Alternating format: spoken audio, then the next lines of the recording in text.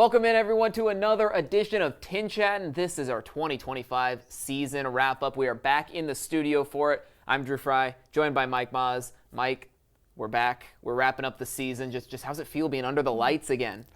Home sweet home. Right, yeah. Who would have thunk it that for the final time we get together in 2025, it's not at Parkview Field. Right.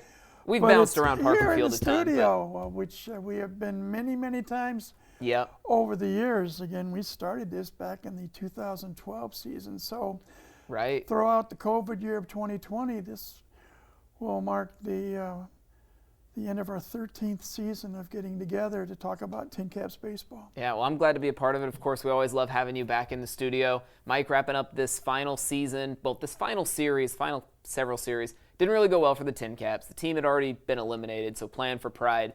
But I think at the end of this season, they end up winning that Friday game, which was significant because that means it wasn't a massive losing streak to end the year, but still dropping 11 of 12. The team definitely stumbled to the finish line. And you could look at all kinds of potential reasons for it. A, if you're already out of the race, why put in the effort? Yeah, well, we've got answers. One way to look at it. You have to give credit last week to the West Michigan Whitecaps. They're it's an incredible team. The best team in minor league baseball. We're yeah. talking 120 teams. They tied their franchise record, 92 wins. They did it the first time back in 1997. The only thing that I'm mad about hearing that, in 1997, we beat them in round one of the playoffs. Yeah, this time around, that's not how that falls. This time, we don't get that opportunity. We had an opportunity to finish the regular season, but unfortunately, they took 5 out of 6. Yeah, and reaching that 90-win threshold, I mean, that's the equivalent, if this were a major league season, of reaching 110 wins plus. Yeah. So that's just how good that team had been from start to finish. The TinCaps, well under 500 for the year. Yeah, 55 and 76. But you stop and think, as we are doing this, right, there are still a few games left to be played at the AAA level. Yep, a little bit of at the AA level. Playoffs start this week at the high A level. It is possible that there might be a team or two in other classifications that can hit the 90-win mark. Right. Possibly. But to get to the point as of we West speak Michigan, right now, only the Whitecaps have hit the 90-win plateau for 2025. Right. Looking at Midwest League final statistics, West Michigan led the league in hitting. They had the best team earned run average. They had the best team defense. And you put all those together. We always talk about baseball. It's pitching plus hitting plus defense. Exactly. And equal a championship. Right there. Yeah. Whitecaps led the league, 12-team league, all 3 of those categories. Yeah. You and I talked briefly before we started about the fact that in round 1 of the playoffs this week, right, it is Lake County taking on West Michigan.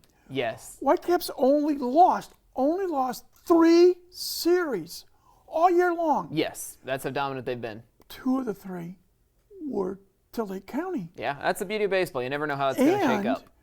Yes, it's a best-of-3 series. Games Tuesday, Thursday, and if needed, Friday. Game 1 is in Eastlake. Right. If they the could set Captains the tone. Yep. hold court, so to speak, and win at home, it may be the first time all year that West Michigan will be under the gun. Right. But they get to go back home for Game 2 and if need be Game 3. Right, and those would be must wins. That would be interesting. Yeah. You never know. And in the West, first half champion Cedar Rapids. But a pretty poor second half. Under 500 in the second half. Yeah. And ironically, they lost in their finale on Sunday to Quad Cities. Overall, Quad Cities won 2 more games than Cedar Rapids did. Right. River Bandits had the second best overall record in the Midwest League at 74 and 58. Yeah. Colonels finished 72 and 60. Lake County 74 and 58. Here's another ironic part. South Bend in the first half, worst record in the 12-team league, 23 and 43. When all said and done, both the Cubs and Fort Wayne had records of 56 and 75. Yeah. So who would have thunk it? And South Bend is going to be ruining not last week, but the week before. Yeah, they were on a hot when streak. they were on the road at Peoria, and the Chiefs ended up with the worst overall record in the West, in fact, in the league, at 51-79. Okay, yeah. One game worse than Dayton. Talk about Dayton in a Right. moment. But they went to Peoria, did South Bend, and they got swept Yeah. in a 6-game series. They started that series in a flat-footed tie with Beloit. Right, they had a shot. And each team lost the first 2 games of their respective series. But the Snappers came back Yeah. and won 3 out of 4, while South Bend lost the remaining 4 games. So Cubs were looking behind the 8 ball coming into play last week. Right, and couldn't get They it needed done. a sweep over Wisconsin. They didn't get it. Yeah. Meanwhile, I mean, we talked about Dayton there. They faced Fort Wayne, came to Fort Wayne for the final home series of the year. We know how that went. The TinCaps got swept at home, and that one, I think, really kind of kick-started this late season slide. One final thought about the Dayton Dragons, and they finished 52-76 overall. They won 18 of their last 19 games. They had a 15-game winning streak, which is their franchise best. Right. 2 wins shy of the Midwest League record for consecutive wins at 17. Yeah. And this was going back to Friday night. And this was a team that was already out of playoff Out contention. of playoff, but they had won 15 games in a row. They had a 3-0 lead over Lansing going into the top of the 9th inning. Lugnuts came out of nowhere, scored 5 runs in the top of the 9th. Dragons could only counter with 1 in the bottom of the 9th, and they lose 5-4. That snapped the 15-game winning streak. And that was Thursday night, I correct myself. And then they came back and won Friday, Saturday, Sunday. So they won 18 of their last 19. Yes. So they were the hottest team in the league In for that final stretch, yeah. West Michigan, the hottest team in the league all season long. Exactly. TinCaps And not really putting up We were talking. much of a fight in that We final were stretch. talking before we put the microphones on, trying to look back at some dates that were important to Fort Yeah. Wayne this year. And I picked out a couple of them. Let's get the one fun one out of the way. April 23rd was the last time that Garrett Hawkins gave up a Yeah. run in relief for Fort Wayne. Right, then went on an incredible hot streak, Yeah. over 30 innings scoreless, just all in a row, taking that streak to the AA level. So he was still on a TinCaps franchise record scoreless streak when he got promoted to AA, Yeah. and then he kept that going for a little while at AA as well. Finally stopped at 38 innings. Right. 38 innings Yeah. of scoreless relief.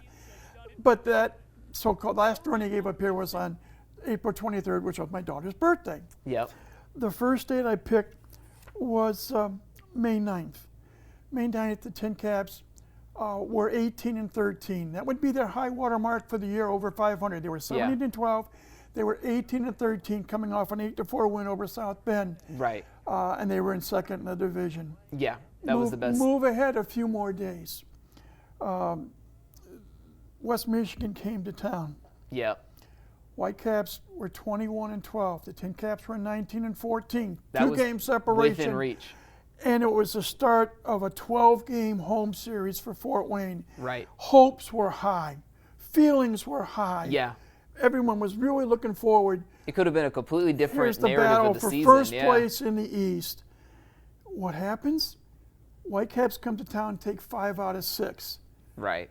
TinCaps were lucky the following week to split 6 games with Cedar Rapids, but the damage was done. Exactly, and the And TinCaps just the didn't recover TinCaps from just there. couldn't recover from there. Ended up the first half 31-34. Lost the game in the final week to Dayton at rain out, where because it didn't matter in the race for first half Right. supremacy, it was not made up. So the TinCaps finished the first half 31-34.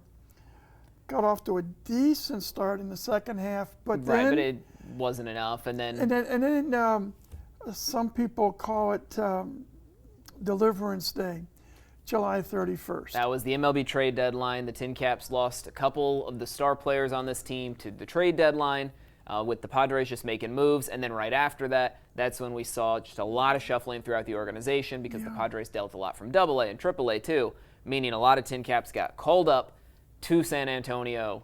And from there, it was just a matter of trying to fill the holes in the lineup. And you figure, and again, the way the season ended, we go back to that July 31st date, and the TinCaps at that point were 48-49 entering play on the 31st. Yeah. And they would lose that night to Great Lakes. That was the game, if you remember, when Leo DeVries was traded. And then we found out literally minutes before first pitch, Brandon Butterworth had taken part in both infield and batting practice. That was a very last minute in the clubhouse. Yeah. While Great Lakes is taking their infield practice, and Brandon finds out he's been traded to the Baltimore Oriole organization. Right. He would finish the season at Double-A in Baltimore. Yes. And DeVries as well getting called ended up to up Double-A. being traded. Started with Lansing. Exactly. But in he was the in division. the athletics organization. He finished in Double-A. Yeah. So July 31st, and that just started a trend. And you go from 48-49 to 56-75. Right. My math, that's 8-26 over the last 34 games. Yeah, team never found its losing footing 11 after of the that. last 12. Yeah. And I don't want to put the blame on the players that came here from either Lake Elsinore, Singleway, or in a couple of cases right out of college, like the shortstop Jonathan Vastine, who had played 4 years at Vanderbilt. We talked about it the last couple of times we got together. Yeah, a lot of it's just How trying in to. June, you're trying to gel that. he's locker playing room. college baseball in the NCAA tournament, was Vastine. Yeah. And he ends up signing a contract with San Diego, finishes the year here. Right, and just trying to gel everyone in that locker room is very difficult to do, and this team just wasn't able to do that in the home stretch. And so that's why we got to wait till next season, see if this new group, whoever is still here in Fort Wayne, whoever comes on up from Lake Elsinore or is in the organization through some off-season trades, you got to see if that group can find that way to gel out of the gate. I've always tried my broadcaster career to try to find positives, even though things can look bleak sometimes. Oh, yeah. I mean, it's minor league baseball. And plenty of opportunity to have fun with it. And I've said this before, and I will say this again. Where the TinCaps are situated in the minor league baseball chain, right, high A level, up until 2021, it was at the low A level. Right, TinCaps now up in the Midwest League. Yes, you want to win. You want to win a division title. You want to win a league championship. Fort Wayne's done one time. And they've been in the finals 3 times. Right, but it's about more than that. But it's developmental. Exactly. From day one in 1993, when this franchise started as the Fort Wayne Wizards, through today as we speak, 235 players who at one time or another played in Fort Wayne have reached made it that all level. The way to the major league level. Yes. And so 235 players have made the jump. Yeah. We talk about, that crazy Thursday, July 31st, and then everything, some people would say, hit the fan or whatever. Right. But you had numerous personnel changeover. Exactly.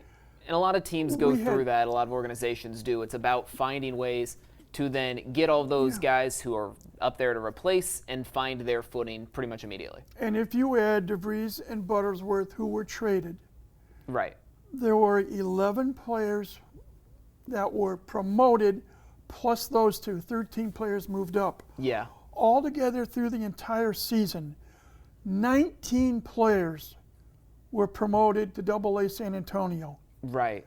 Add the 2 players that were traded. That's a lot of shuffling. That's 21 players that got their promotions. Yeah. So in that respect, it was a good year.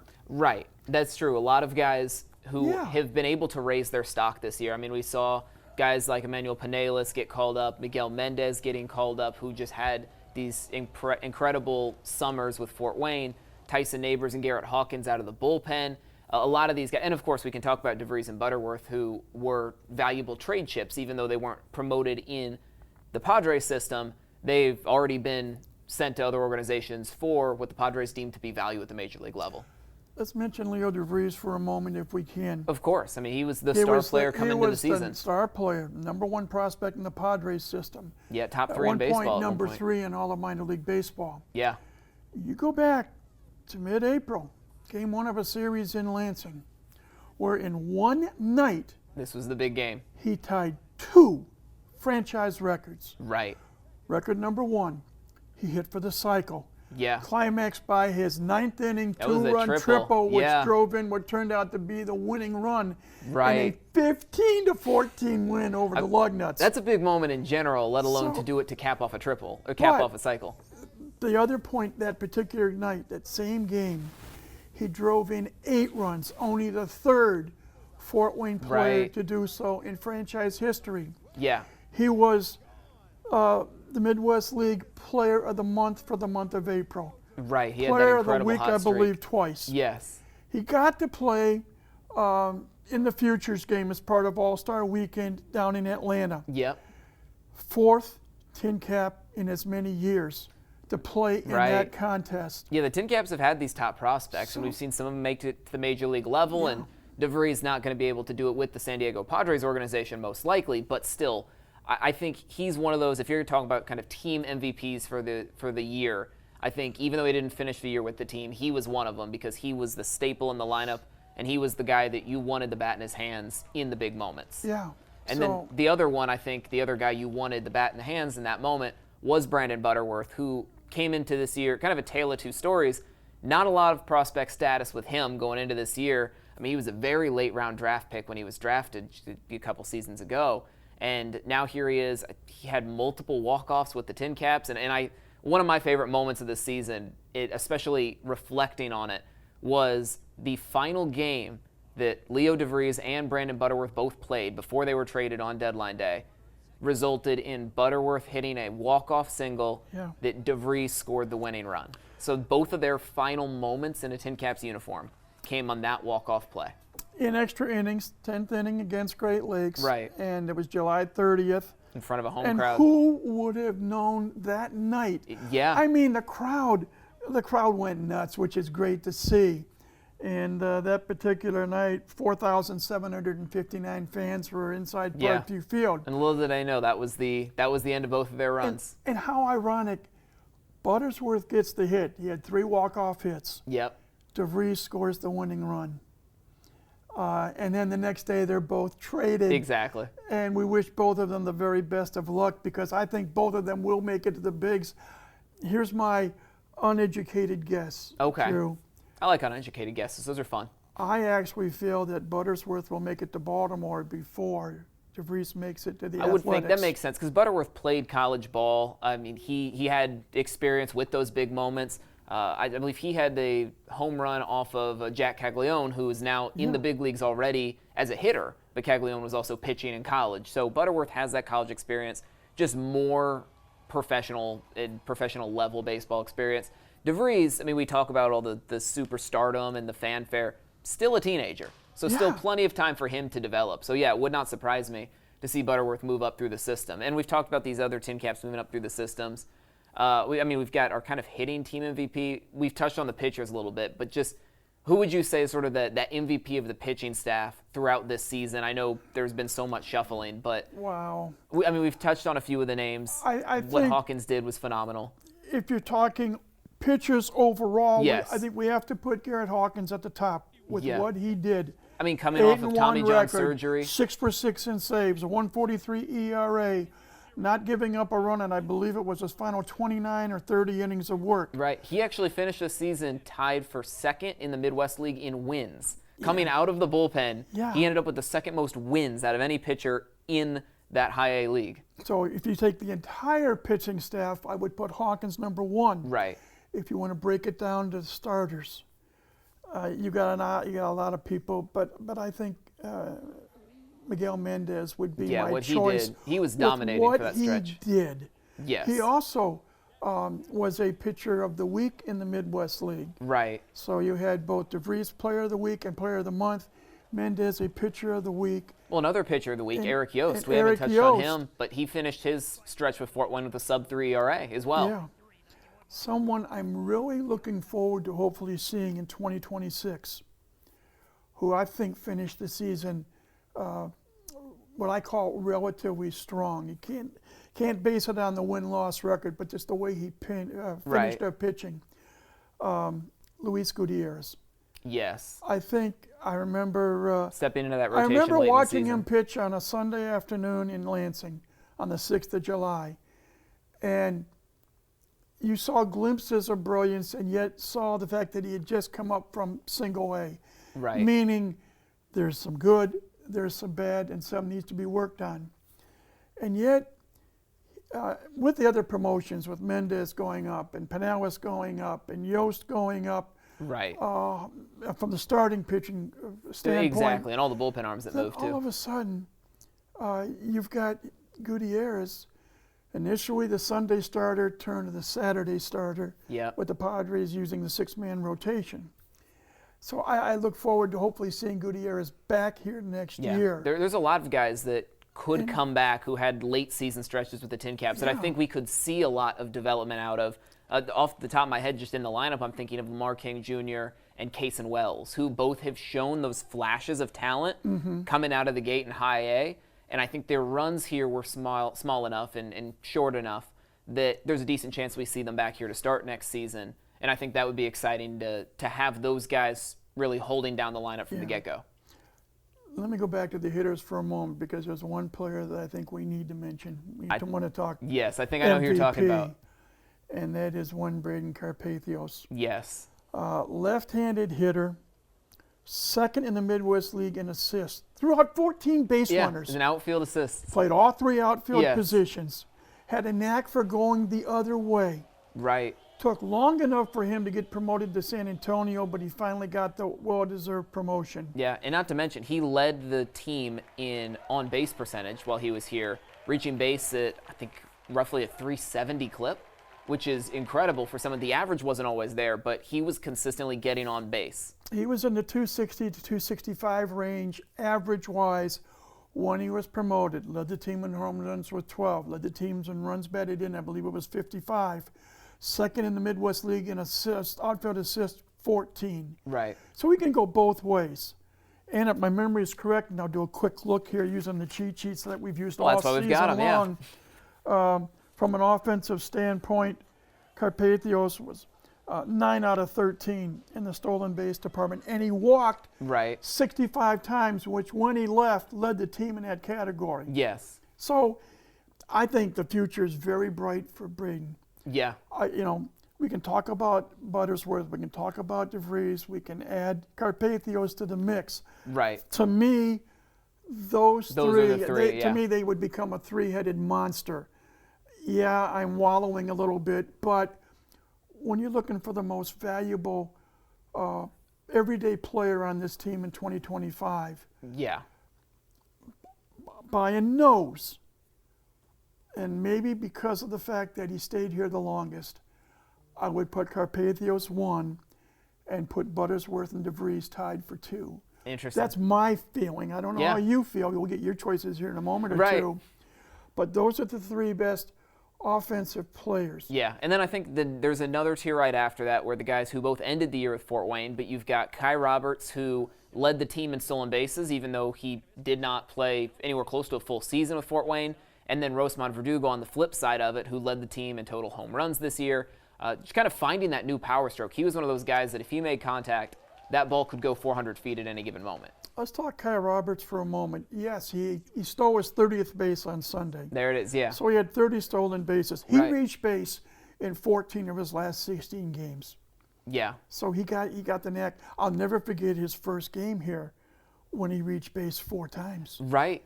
Had a bunt single. Yep, for his first Walked TinCaps twice, hit. and he had 2 hits. He had a bunt single, a regular single, 2 walks. Yep. I think he even stole a base or 2 in his first game. He had a great first game. Yeah.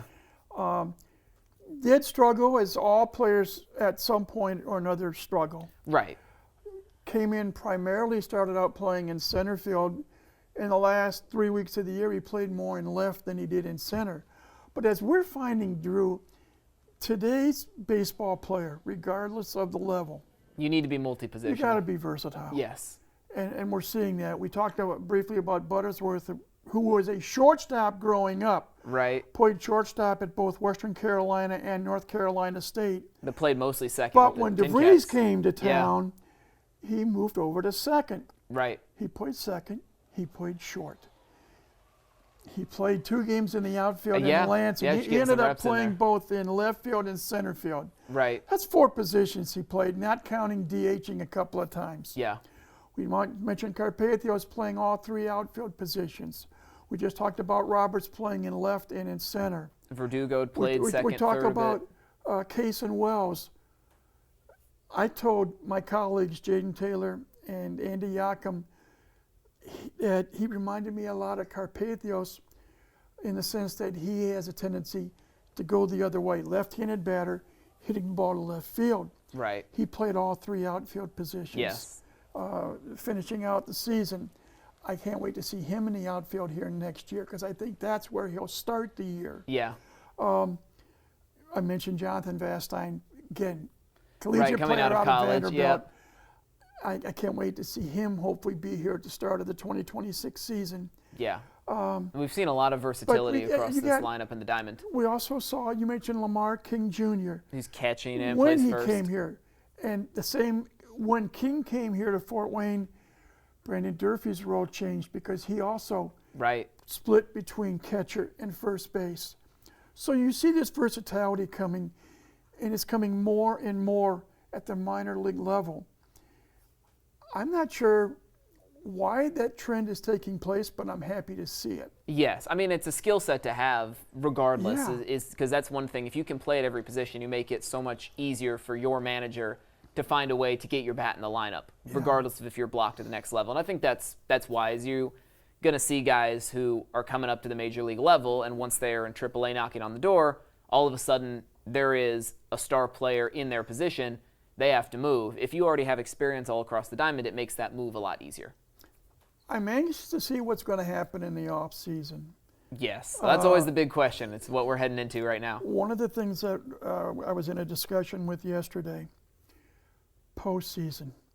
I can guarantee you, the season ended on Sunday afternoon. Players came back to Fort Wayne early Sunday evening. And I can guarantee you, and I'll bet your salary on this. Uh-oh, that's concerning. All the players were out of Fort Wayne by 9:30 on Monday morning. Yeah.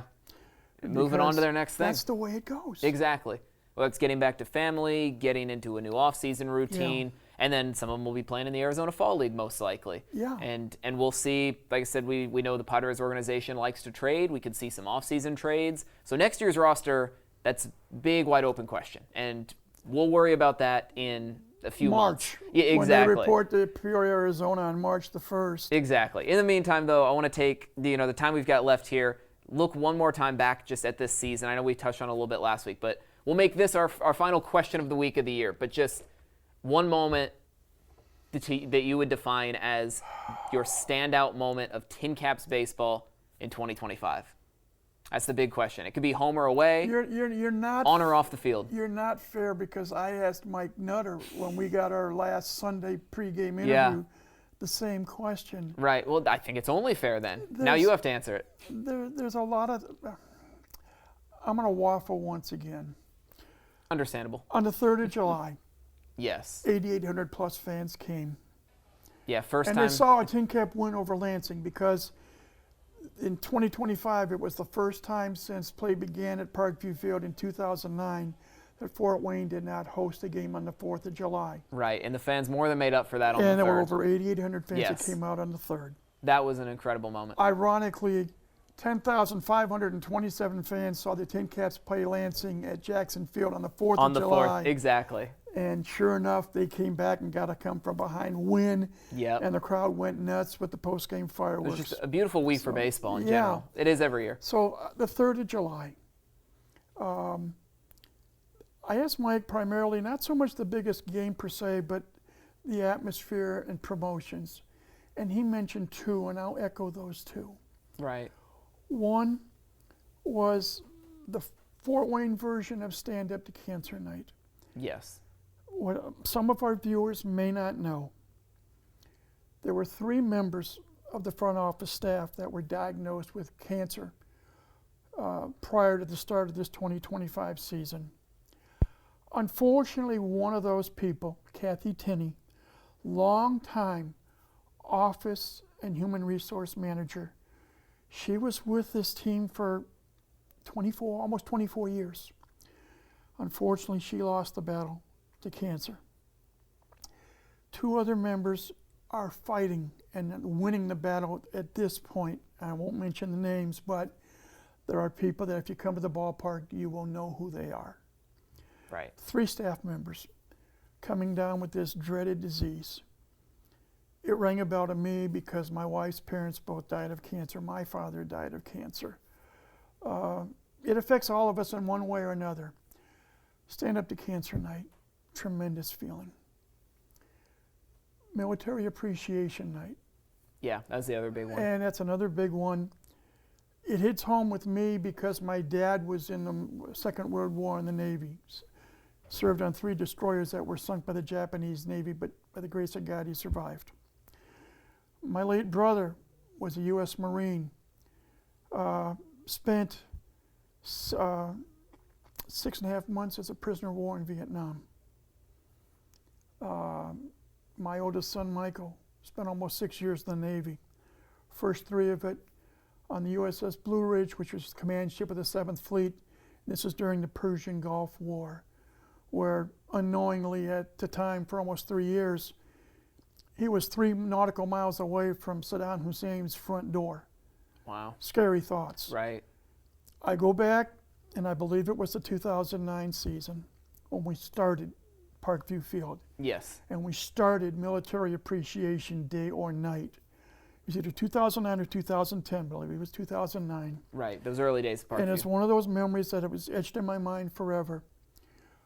We being the TinCaps, acknowledged a member of the armed forces who we thought was overseas. And we brought his wife and family to the ballpark. And we got it. It was set up so that the husband or dad did a little video presentation that was played on the big scoreboard in right field. Lo and behold, while everyone was watching that big screen in right field, the husband/father, who was able to get back to the States earlier than anticipated, came out of the clubhouse area. And when the video presentation finished, Brad Shank, who today is the president of the Columbia Fireflies, the sister team of the TinCaps, he was the on-field MC at that point, tapped this lady on the shoulder and said, "Would you kindly turn around, please?" She turned around, and that was her husband. I'll never forget that as long as I live. Yeah. The TinCaps had just a small part to play in a family reunion. But it goes back to the fact that we have, and I say we, I'm talking about the TinCaps now, Yes. have strived from day one as a TinCap, which goes back to April 16th, 2009, date of the first game at Parkview Field. Right. The theme that Mike Nutter came up with: family, fun, entertainment. Those are the 3 words. We've been cycling around to them all season. We've talked about it Yep. all season long. Yep. It's been talked about since 2009.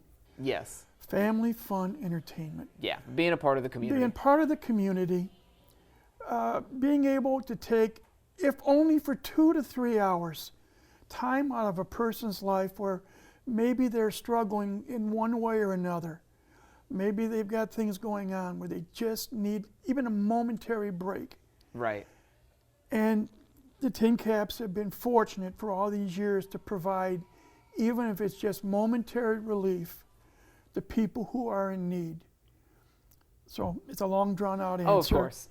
But Military Appreciation Night, Stand Up to Cancer, honorable mention goes to the 3rd of July. Yeah, I think those are all good. Those are the 3 dates that stick out to me much more than any win or loss. Yeah, we can go talk about July 30th, the extra inning win, the final appearance for Leo DeVries. Right, we could talk about Brendan DeVries hitting the cycle or any of Butterworth's other walk-offs. But yeah, those are the moments. The very fact that the TinCaps are able to provide a service second to none that can bring joy to others, if only for a brief time, at least bring joy to others. Yeah, one of the moments I enjoyed, which is weird just because it was through this job, but it was just getting to see the TinCaps organization and talk to Mike Nutter and talk to these players and manager Lucas Ray about like when they were doing their community service sort of things, talking to them at the rescue mission, just seeing them with their hand in the community in that way, even though, frankly, a lot of these guys aren't going to be spending much more time in Fort Wayne,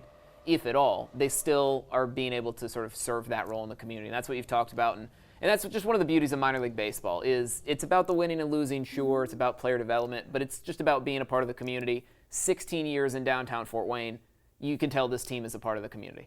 Before we say goodbye, we do have to mention two other people. Yeah.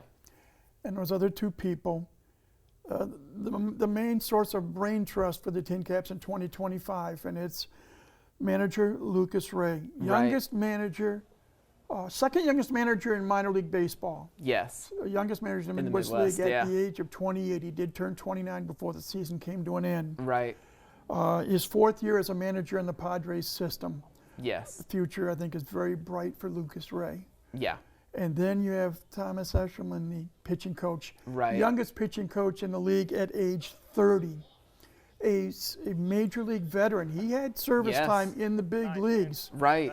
And you and I talked about the fact that you did some research. He struck out a handful of superstars. Yeah, including a guy who is playing for the Los Angeles Dodgers now, both as a designated hitter and as a pitcher. Yes, he struck out Ohtani. He struck out Fernando Tatis. He struck out Fernando Tatis Jr. Yes, but then he shifted very quickly to a pitching coach role, and now this is his third season in that role, second with the TinCaps, that he has been the pitching coach, and we've seen that success coming from a lot of these pitchers who have had these really good stretches in Fort Wayne.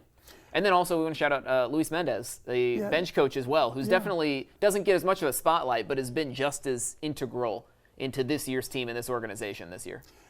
Last but not least, the people behind the scenes. Of course. And I refer to the front office staff. Yeah. There are numerous people that are involved in, as we all try to say, to make your experience at Parkview Field as enjoyable as possible. Right. If I say one name, I'm going to forget one. Right, so we're going to lump them all together. Yeah, I'll lump them all together. They know who they are. It is one of my three families in life. I've been fortunate to be a part of this organization since 2002, to have been able to broadcast Wizards/TinCaps baseball since 2003. Right. And without these people who love what they do, they enjoy each other, they work well together. There's a reason why the TinCaps on a number of occasions have been called the best team in the Midwest League organization-wise. Right. And I'm just thinking about Keith Winter now, who just finished his 16-year career as the head groundskeeper. Head groundskeeper, 5-time Midwest League groundskeeper of the year, 1-time baseball groundskeeper of the year, combined major and minor leagues. Keith retiring after 16 years. But again, he's part of the family. Yes. Everyone loves what they do. They enjoy coming to Parkview Field.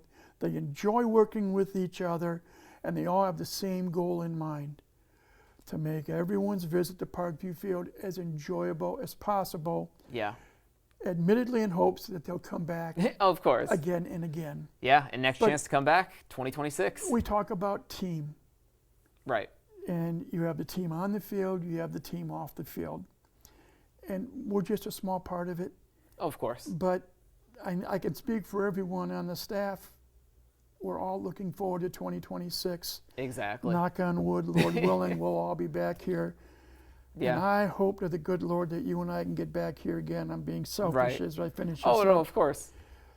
This has been a joy and a delight. You are one of several people here at the station that I've had the honor and privilege to work with, to tell our viewers, hopefully, a little bit more about Fort Wayne TinCaps baseball on and off the field. I've been honored to be a part of it, just in the brief window that I have. But yes, of course, we appreciate you having you at the station and being able to spend all the time with you at the field each and every year and after each and every week. And I just hope and pray that things work out, that we can get back together again come April of 2026 and talk about the 2026 version of the Fort Wayne TinCaps. Yeah, I'm looking forward to that opportunity, may it arise. But in the meantime, that's going to do it for us here this final week of the season of 2025. There's only 1 year in 2025.